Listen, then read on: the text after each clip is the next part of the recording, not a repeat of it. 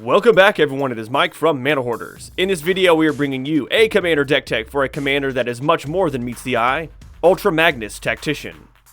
You can cast this commander for 4, a red, green, and a white. You get a 7/7 legendary artifact creature robot. He has Ward 2, and whenever Ultra Magnus attacks, we can put an artifact creature card from our hand onto the battlefield tapped and attacking, but if we do, Ultra Magnus converts at the end of combat.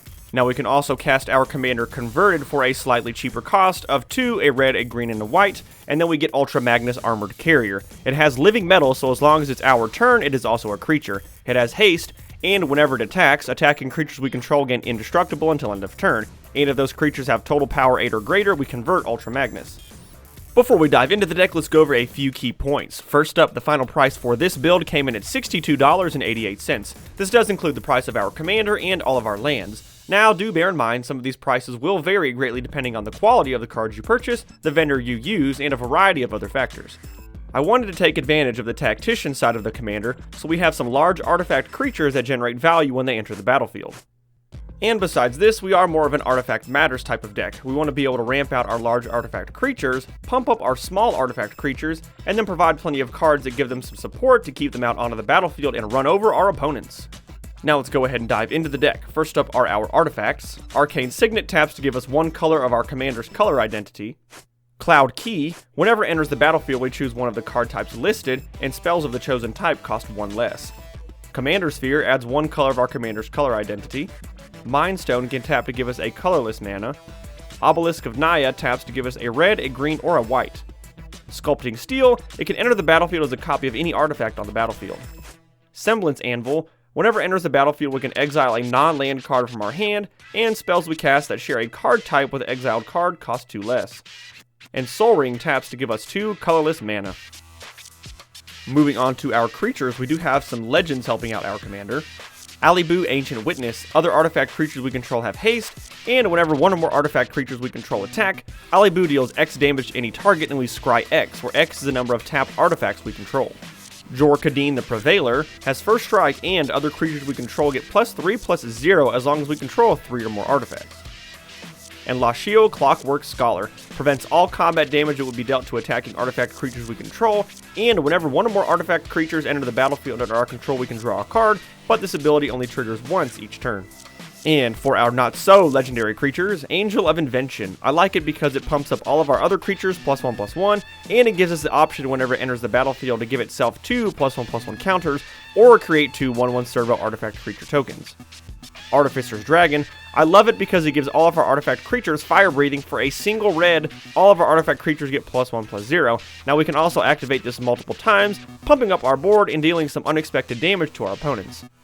Bronze Guardian has Ward 2, gives other artifacts we control Ward 2, not just artifact creatures, and its power is equal to the number of artifacts we control. Representing the Necrons, Canoptic Spider, whenever another non-token artifact creature or vehicle enters the battlefield under our control, we can draw a card. Cataclysmic Gearhulk. Whenever it enters the battlefield, each player chooses an artifact, a creature, an enchantment, and a planeswalker from among the non-land permanents they control, and then sacrifices the rest. Combustible Gearhulk. Whenever it enters the battlefield, target opponent may have you draw 3 cards. If the player does it, you mill 3, and then Combustible Gearhulk deals damage equal to the total mana value of those cards to that player. Chief of the Foundry gives all of our artifact creatures +1/+1. Coppermere adds a green mana. Cultivator of Blades. Once again, it has Fabricate, so it can enter and give us some servos, and whenever it attacks, we can have other attacking creatures get +X/+X, where X is Cultivator of Blades' power. Darksteel Juggernaut is indestructible, its power and toughness are equal to the number of artifacts we control, and it attacks each combat if able. Foundry Inspector makes all of our artifact spells cost 1 less. Gate Colossus. While we are not running any gates in this deck, I like it because it's a large 8/8 attacking artifact creature, and it puts our opponents in a very awkward position since it can't be blocked by creatures with power 2 or less. Goldmere taps to give us a white mana. Guardians of Koilos. Whenever it enters the battlefield, we can return another target historic permanent we control to its owner's hand. Iron Mirror taps to give us a red mana. Iron Soul Enforcer. Whenever it or a commander we control attacks alone, we can return target artifact from our graveyard to the battlefield. Joyrus Familiar makes our historic spells cost 1 less. Leonin Abunus gives our artifacts we control hexproof.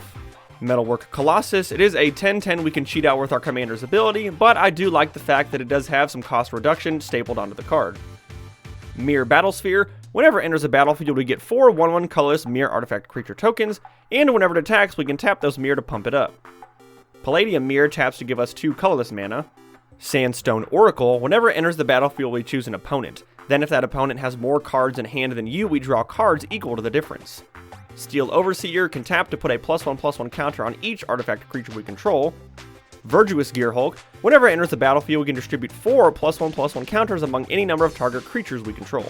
Moving on to our enchantments. Cabaretti Ascendancy. At the beginning of our upkeep, we can look at the top card of our library. If it's a creature or planeswalker card, we may reveal it and put it into our hand. If we don't put the card into our hand, we may put it on the bottom of our library.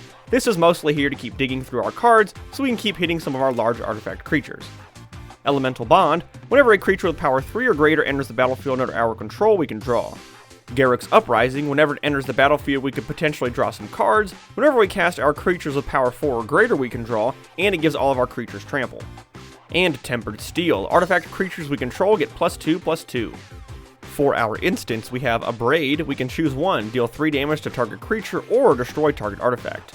Disenchant can destroy target artifact or enchantment. Dispatch can tap target creature, but if we control 3 or more artifacts, we can exile that creature. Harrow, as an additional cost, we sacrifice a land to search our library for 2 basic land cards, put them onto the battlefield, and then shuffle. Hunter's Insight, we choose target creature we control. Then whenever that creature deals combat damage to a player or planeswalker this turn, we draw them any cards. Lauren's Escape, target artifact or creature gains hexproof and indestructible until end of turn, and we scry 1. Make a Stand, creatures we control get +1/+0 and gain indestructible. Naturalize can destroy target artifact or enchantment. Nature's Chant does the exact same thing. Reclaim, we can put target card from our graveyard on top of our library. Return of the Wild Speaker, we can draw cards equal to the greatest power among non-human creatures we control, or non-human creatures we control get +3/+3 until end of turn. Seething Song gives us 5 red mana. And Unbreakable Formation, creatures we control gain indestructible until end of turn. We will be including 1 planeswalker in this deck. Doretti Scrap Savant, we can use his +2 ability to discard up to 2 cards and then draw that many cards. -2, sacrifice an artifact. If we do, return target artifact card from our graveyard to the battlefield. And his -10 ability, we get an emblem with, whenever an artifact is put into your graveyard from the battlefield, return that card to the battlefield at the next end step. Moving on to our sorceries, Cathartic Reunion. As an additional cost to cast this card, we have to discard 2 cards to draw 3. Cosmotronic Wave, a personal favorite of mine. It deals 1 damage to each creature our opponents control, but creatures your opponents control can't block this turn. Cultivate, we search our library for 2 basic land cards, reveal them, put 1 onto the battlefield tapped and the other into our hand. Explosive Vegetation, we can search our library for up to 2 basics, put them onto the battlefield tapped, and shuffle. Harmonize allows us to draw 3 cards. Mine Excavation, we can return target artifact or enchantment card in a graveyard to its owner's hand. Organic Extinction, now while it is a 10 cost card, it works pretty perfectly with what we're trying to do. We can improvise, so we can tap our artifacts to help cast a spell to destroy all non-artifact creatures. Rampant Growth lets us tutor for a basic land card to put it onto the battlefield tapped and shuffle.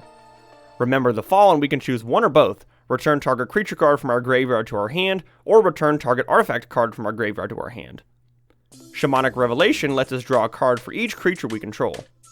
And Tormenting Voice, we will have to discard a card to draw 2 cards. And last but not least is our mana base. We are going to be keeping things very basic in this deck with 12 basic forests, 12 basic mountains, and 11 basic plains. And just like that, we've reached the end of this Commander deck tech for Ultra Magnus. If you enjoyed this video, be sure to hit that like button, subscribe, tell your friends about us, and leave a comment down below. Let me know what commanders you'd like to see me build around in the future. I really appreciate all of your support.